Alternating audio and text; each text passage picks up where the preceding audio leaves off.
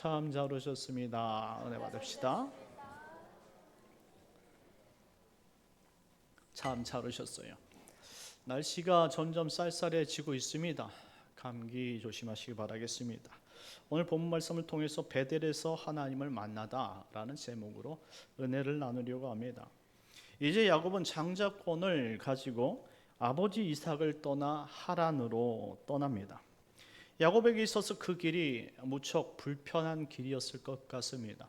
일평생 40년 동안 아버지와 함께하면서 함께 정들었던 고향을 떠난다라는 것은 정말 쉬운 일이 아니기 때문입니다. 어쩌면 또한 즐겁지 않고 괴로웠을 수도 있어요. 왜냐하면 이 순리대로 따진다면 이 장자권 형 에서가 가져야 되는 것이 마땅하기 때문입니다. 본인도 이것이 정직하지 않기 때문에 떨떠름한 것이죠. 온전하게 기쁨을 가질 수 없는 상황 속에서 이 자신의 형 에서로부터 빼앗은 장자권을 받고 이제 이 밧단 아람으로 그리고 이 부모님께서 보낸 땅으로 마치 도피하듯이 떠나기 시작합니다. 떠났어요. 여정이 시작됐습니다. 그 길은 매우 불편할 것이에요. 그리고 떠나면서 여러 가지 복잡한 생각들을 했겠죠. 아마 성경에 기록되지 않았지만 어쩌면 이런 생각도 하지 않았을까 생각이 됩니다. 장자권 별거 없네 이런 생각도 하지 않았을까? 이런 장자권을 가지려고 목숨을 걸고 형제들과 싸워야 했는가? 이런 생각들, 후회, 그리고 고민, 여러 가지 복잡한 심경들이 오늘 야곱의 마음속에 있지 않았겠느냐 이 말입니다. 이런저런 생각을 하면서 한참을 걸었어요.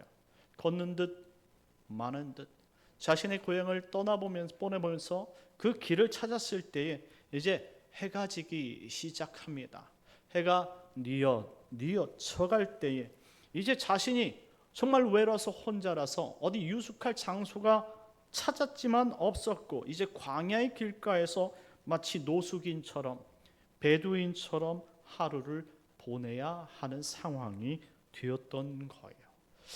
마음속에 외로움이 찾아오고 고독이 찾아오고 쓸쓸함이 찾아오기 시작합니다. 11절 말씀 나같이 읽겠습니다. 11절입니다. 시작. 한 곳에 이르러는 해가 진지라 거기서 유숙하려고 그곳에 한 돌을 가져다가 베개로 삼고 거기 누워 자더니 아멘.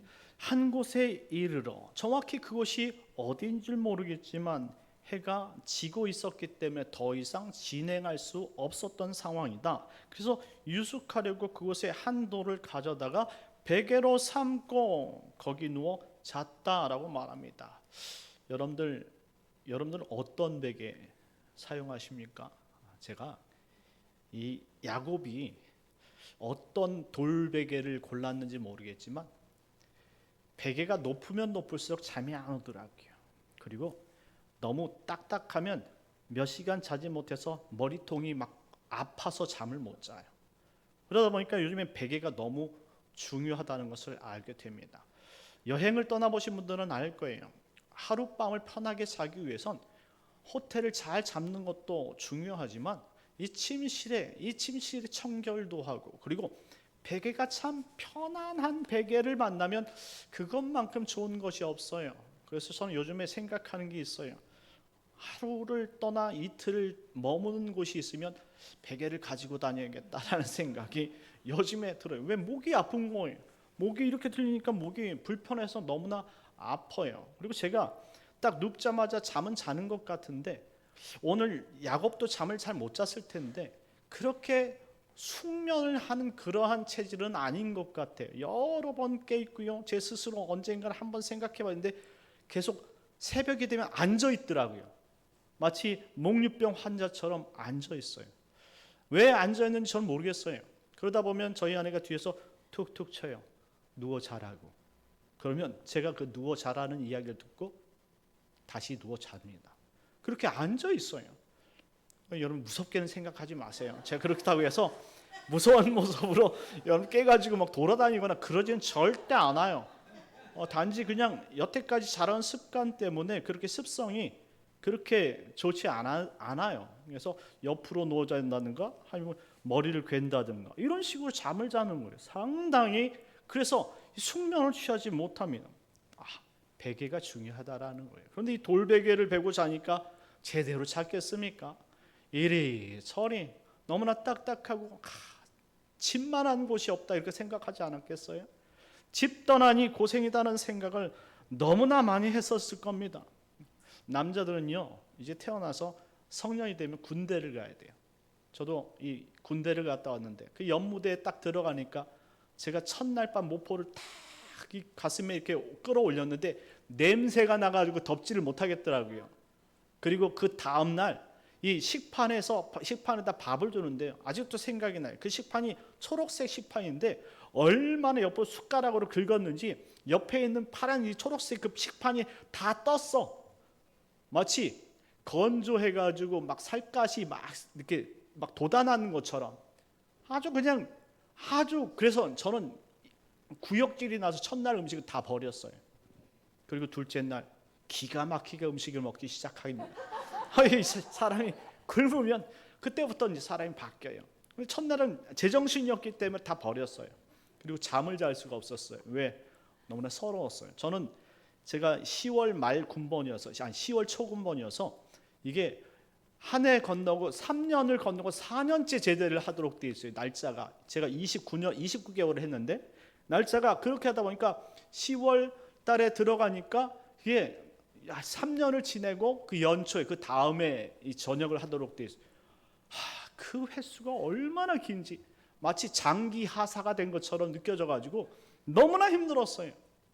그렇게 생각하다 보니까 끔찍한 거예요. 군대 생활이라는 자체가 생각도 하기 싫었어요. 3년 남들은 2년 한다고 그러는데 전 3년 한다고 생각하니까 그것이 너무나 힘들었던 것이죠. 그래서 더 이상 잘 수가 없는데요. 기가 막히게 두 번째 날부터는 잘 잤어요. 피곤하니까 그때부터는 막 잠자는 거죠. 아마 이리저리 굴르다가 아마 야곱이 꿈을 꾸게 됐죠. 그때 기가 막힌 꿈을 꾸게 됩니다. 12절 말씀 다 같이 읽겠습니다. 12절입니다. 시작. 꿈에 본즉 사닥다리가 땅에 서 있는데 그 꼭대기가 하늘에 닿았고 또 본즉 하나님의 사자들이 그 위에서 오르락 내리락 하고. 이 꿈은 잃어버릴 수 없는 꿈, 잊어버릴 수 없는 꿈이었습니다. 하늘에 이 땅과 하늘 사이에 사닥다리가 닿는 꿈이었어요. 여러분들 얼마나 높이 올라간 사닥다리일까요? 그것을 또한 지켜볼 수 있었다는 자체가 너무나 경이로운 꿈이었다라고 말할 수가 있습니다. 그런데 그 땅에서 시작된 사닥다리가 하늘에 닿았고 그 하늘 이 구름 사이에서 천사들이 오르락 내리락 하는 그 모습을 보는 순간 이 꿈은 정말로 경이롭다라고 생각할 수밖에 없었던 거예요. 자세히 보면 이 하늘의 사자들이 오르락 내리락한 이 모습을 통해 이 야곱은 어떤 생각을 하게 되었을까요? 마치 그 안에서 하나님께서 나를 도우시려고 하는가 이런 생각을 하지 않았겠습니까? 그렇습니다. 하나님 백성을 이 천사들이 돕기 위해서 하늘의 명령을 가지고 오르락 내리락하는 그 모습을 이 야곱이 보았던 거예요. 거기뿐만 아니에요. 그 사실을 좀 더 자세히 지켜보니까 13절 말씀 다 같이 읽겠습니다. 13절입니다. 시작. 또 본즉 여호와께서 그 위에 서서 이르시되 나는 나는 여호와니 너의 조부 아브라함의 하나님이요 이삭의 하나님이라. 내가 누워 있는 땅을 내가 너와 내 자손에게 주리니. 아멘. 또 본즉 자세히 살펴보니까 그 안에 여호와 하나님께서 자신을 보고 있다는 사실을 보게 된 거예요. 원래 꿈속에서나 그리고 이 환상 속에서나 그리고 이스라엘 백성들은 그의 이름을 부를 때는 바른 정자세를 가져야 돼요. 한마디로 여호와의 이름을 부를 수 없고 정면으로 볼 수 없는데 오늘 야곱은 꿈속에서 여호와 하나님을 본 거예요. 할렐루야. 얼마나 경이롭고 신비로웠겠습니까? 그 하나님이 자신을 보시면서 불꽃과 같은 그러한 눈으로 나에게 나는 여호와니 너희 조부 아브라함의 하나님이요 이삭의 하나님이라 라고 말씀했을 때 얼마나 감동과 위로가 되었겠느냐 이 말입니다. 이 꿈 자체만으로도 놀라운 꿈이었기 때문에 이 야곱은 감동이었고 힘과 위로가 되었을 것이다 이 말입니다. 자, 그런데 여기 이 문장 가운데 여호와 하나님께서 그 위에 서서 자신을 보고 계신다 이렇게 표현하고 있어요. 그 위에 서다라는 단어가 알라이우라는 단어인데요. 이 알라이우라는 단어는 야곱의 바로 머리 위를 뜻하는 거예요. 한마디로 야곱이 누워서 꿈을 꾸는데 그 꿈속에 눈을 뜨는 순간 여호와 하나님께서 바로 위에서 나를 쳐다보았다라고 말하는 거예요. 이것은 어떤 의미냐면 바로 야곱과 위대한 하나님의 조우 만남이라는 거예요. 이것을 거듭남의 역사라고 말합니다. 우리가 하나님을 만나는 것은 신비로운 연합이에요. 하나님의 은혜가 없으면 절대 이러한 죄인들이 하나님을 만날 수가 없다라는 것이죠. 하나님께서 두려워하고 있는 야곱 가운데 찾아와 주셨다 이 말이에요. 그리고 그에게 말씀하시는 거예요. 나는 아브라함의 하나님, 너희 아버지 이삭의 하나님, 내가 너와 함께하고 있다 이런 사실을 강력하게 이야기해주고 있다라는 것이죠. 이제 야곱은 마음속에 하나님을 품는 자리가 되었다 이 말이에요. 마음속에 담대함이 생겼어요. 그래서 이제는 야곱의 자리가 하나님이 거하시는 자리가 되었다라는 거예요. 그리고 그곳엔 천사가 오르고 있었고 또다시 내리고 있었던 것입니다. 이것은 어쩌면 하나님께서 야곱을 돕기 위해서 이와 같이 꿈을 통해 내가 너와 함께하며 내가 너를 떠나지 않으며 내가 너를 돕고 있다라는 사실을 메시지로 환상으로 보여주신 꿈이다라는 말씀입니다.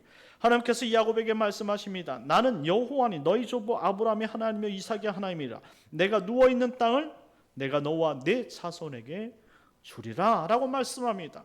그 약속은 내가 누워있는 땅을 내가 너와 내 자손에게 주신다는 거예요.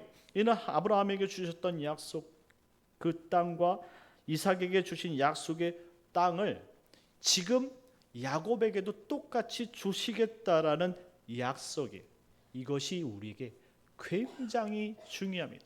어쩌면 야곱이 처음에 아버지 이삭을 떠날 때에 두려운 마음으로 떠나면서 과연 이것 때문에 내가 이 형제를 배반하면서 장자권을 가져야 될 이유가 있었을까라는 그런 어쩌면 인간적인 생각을 했을 수 있잖아요.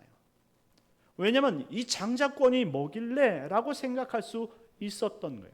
야곱은 워낙 욕심이 많고 계획적인 사람이기 때문에 자신이 지금 당장 필요하지 않고 사용하지 않더라도 그것을 자기 것으로 만들고 싶은 욕심이 야곱에게 있었다 이 말이에요.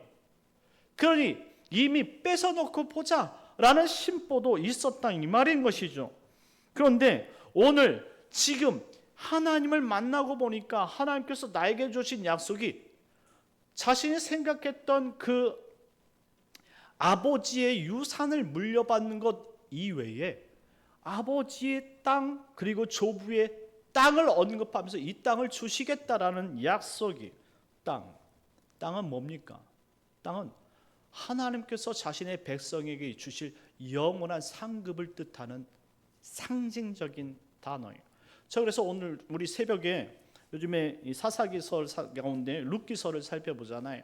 룻기서의 룻을 우리가 볼 때에 이 나오미가 베들레헴 사람이었지만 그 베들레헴을 버리고 모압으로 도망오게 됩니다. 이유는 땅의 약속의 중요성이 없었기 때문에 그래요.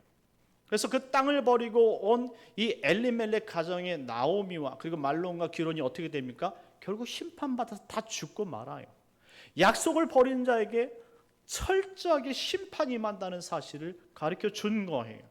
그런데 모든 것이 다 쫄딱 망하고 나서 나오미가 어떻게 합니까? 다시 베들레헴으로 돌아가요. 왜 돌아가게 됩니까? 베들레헴에서 하나님께서 은혜를 베풀어 주셨다는 약속을 그것을 듣기 때문에. 그래서 모든 것을 다 잃어버렸던 나오미는 더 이상 의지할 것이 모압에 없으니까 다시 자신의 고향이었던 가나안으로 이스라엘로 돌아갔다는 말이에요. 사람은요 자기 자신을 쫄딱 망하게 자기 자신을 완전히 내어버리지 않으면 결코 하나님을 따를 수 없다라는 이야기를 해주고 있는 거예요.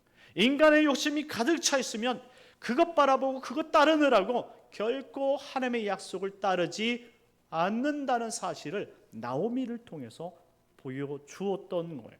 자, 야곱도 마찬가지입니다. 이 땅이라는 것이 처음에는 아무것도 아니었어요.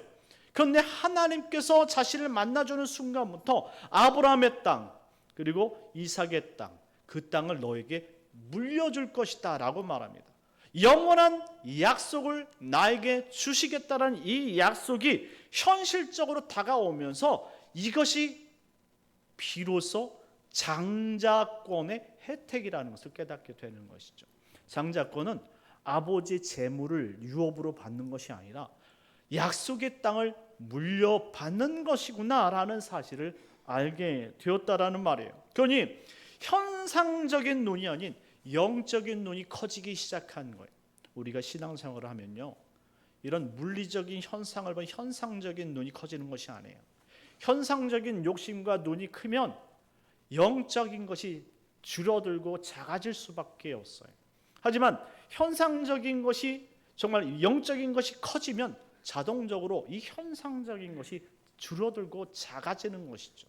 그래서 우리가 목적한 바가 이제 세상이 아니라 하나님 나라로 바뀌게 된다라는 거예요. 오늘 지금 이런 신비한 연합과 경험을 하고 있는 계기, 예전에 장자권이 전혀 소용이 없었지만 이제 하나님을 만남으로 말미암아 약속의 땅이 무엇인지를 알게 되어지고, 그리고 왜 아브라함 할아버지잖아요. 그리고 아버지 이삭이 약속을 부여잡고 가나안을 떠나지 않았는지를 이해하게 되는 것입니다. 이것은요, 거듭난 자만이 알 수 있는 하나님의 약속입니다. 믿으시기 바랍니다. 그래서 하나님은 야곱에게 이와 같은 약속을 하시기 시작합니다. 14절 말씀입니다. 14절 시작. 내 자손이 땅이 티끌같이 되어 내가 서쪽과 동쪽과 북쪽과 남쪽으로 퍼져 나갈지며 땅의 모든 족속이 너와 내 자손으로 말미암아 복을 받으리라. 여기에 아멘. 중요한 하나님의 약속, 장자권의 약속에 들어와 있어요. 내 자손이 땅에 티끌같이 돼요. 티끌같이, 먼지같이 된다라는 말은 뭐 형편없이, 보잘것없이 된다는 표현이 아닙니다. 띄워주세요. 보잘것없다라는 것이 아닙니다. 무수히 헤아릴 수 없을 만큼 많아진다라는 거예요. 자, 지금 이 문장 속에서 내 자손이 티끌같이 계속적으로 번성하여 계속적으로 퍼져나가는 것을 뭐라고 생각하십니까? 이것이 바로 히브리인들이 이해하고 있는 영원성이에요. 한마디로 자신 세대에서 끝나는 것이 아니라 다음 세대, 그리고 다음 세대, 그리고 계속적으로 영원토록 번영하는 이 삶을 영원이라고 말하는, 영생의 표현을 저렇게 하는 거예요. 하나님께서 우리에게 영생을 주실 때는 우리 자녀들이 대대손손 이 땅에서 번성하실 거야 라고 이야기한 그 자체가 영생을 의미하는 표현들이잖아요. 그런데 그 자손들이 서쪽, 동쪽, 북쪽, 남쪽으로 퍼져갈 것이야. 확장되어지고 너는 위대한 인생을 살고 영원한 인생을 살 거야. 왜? 그 후손들이 다 누구의 후손? 너의 후손이니까 생명을 계속적으로 이어갈 것이라는 영생의 표현이라는. 그런데 여러분 생각해 보세요. 서쪽, 동쪽, 북쪽, 남쪽, 이 이야기는 하나님께서 누구에게 하신 말씀입니까? 누구에게 똑같이 했어요. 창세기 13장으로 거슬러 올라가게 되어지면 롯이 아브라함을 떠날 때에 그때 하나님께서 아브라함에게 나타나서 위로를 하시죠. 너는 눈을 들어서 뭐라고 얘기합니까? 내 있는 곳에서 북쪽, 남쪽, 동쪽, 서쪽을 바라보라 라고 말씀합니다.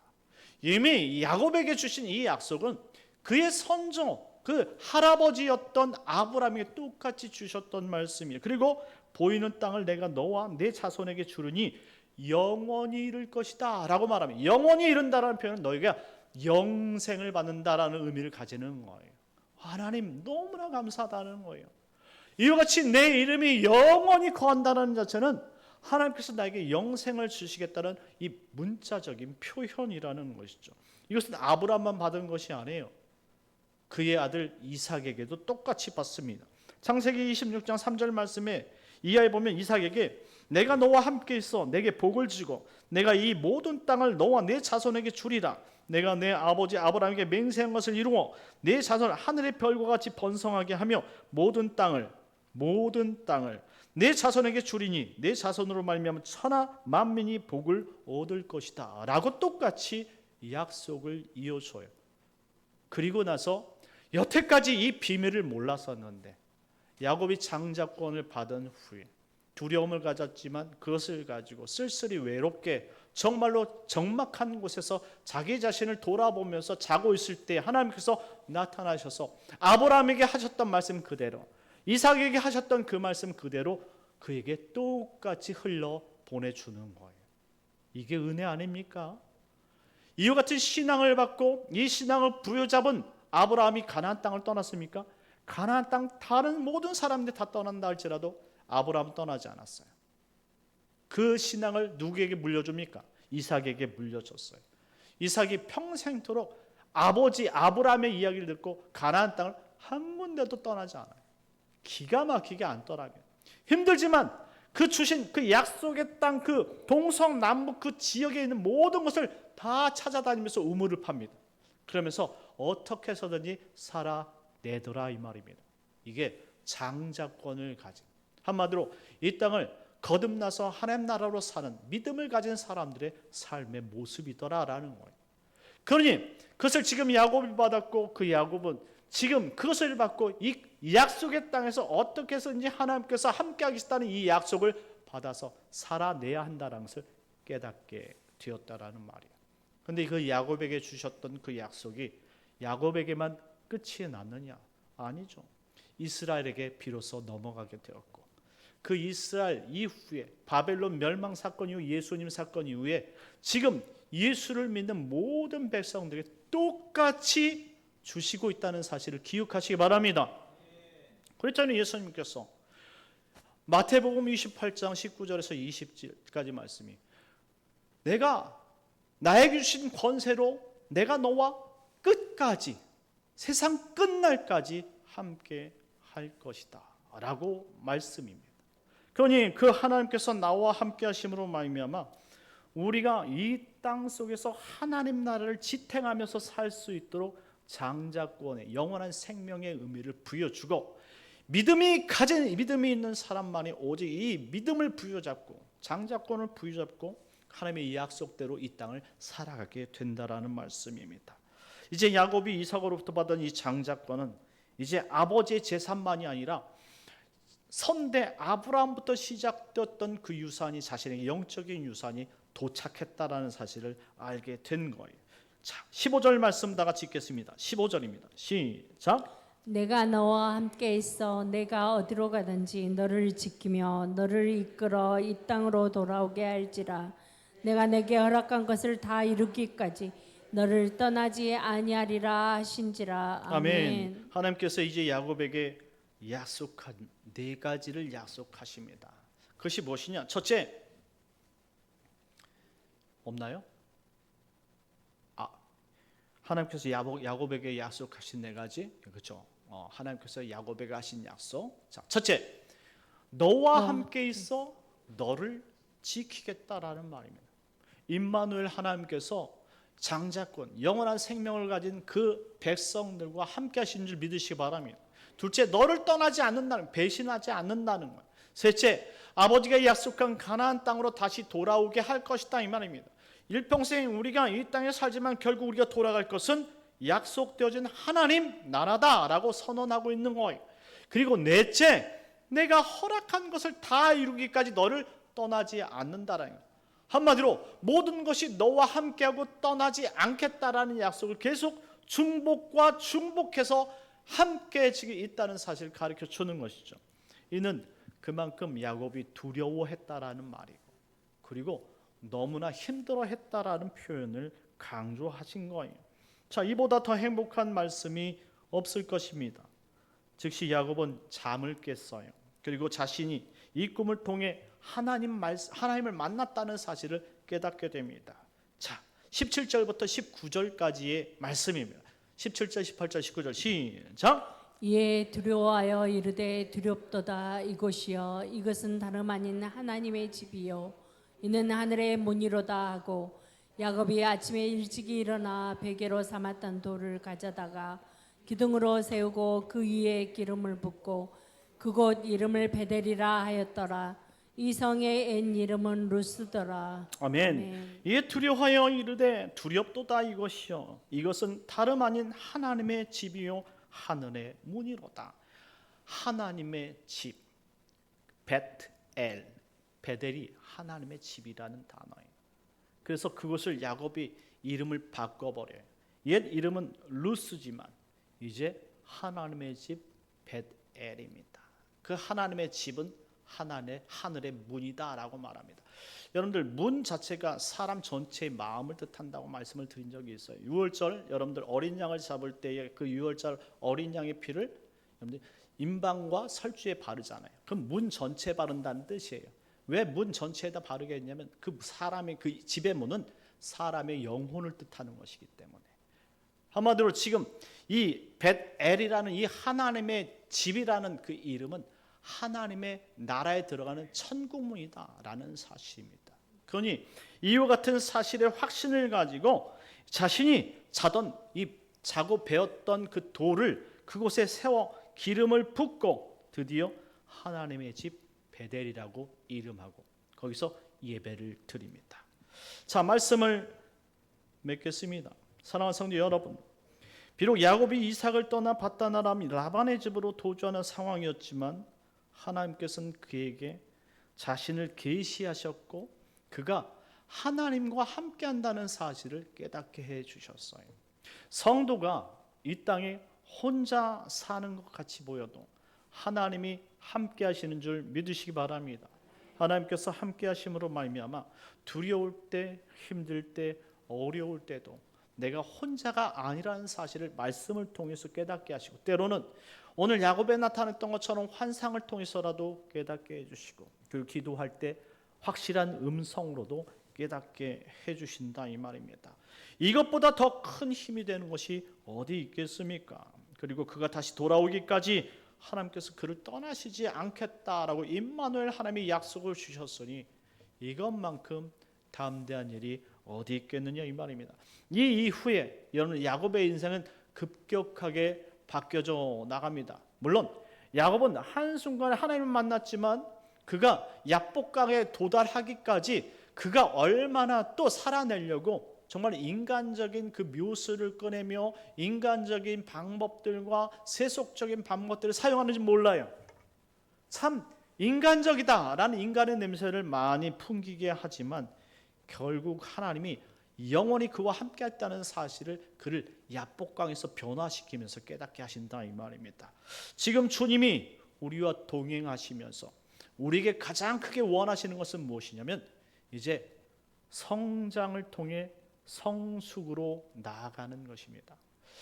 2027년도 주제를 제가 생각했는데 그것은 무엇이냐면 우리 70년 성장을 지나 성숙으로 라는 주제예요.